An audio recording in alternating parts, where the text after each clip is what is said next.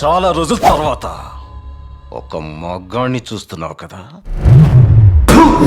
మగాడా? ఎవడు పడితే ఆడు మగాడు అనుకోవడం కదా, ఇంటి పేరు కాదు, ఊరు పేరు కాదు, బై బర్త్ బెడ్ లో కొడక. నేను ఒక్కడే వస్తున్నానని తెలిసి కూడా 100 మందిని కాపలా పెట్టుకున్న మీరు మగాళ్ళ? డబ్బు కాసుపడి, పదవి కాసుపడి నా అన్న వాళ్ళని వెన్నుపోటు పడి చంపావు. నువ్వు మగతనం గురించి మాట్లాడుతున్నావు.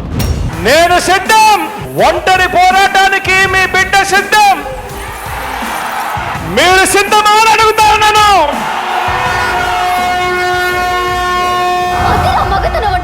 ఎన్నికల శంఖారావం పూరిస్తూ సిద్ధమని ఇక్కడి నుంచి వైఎస్ఆర్సీపీ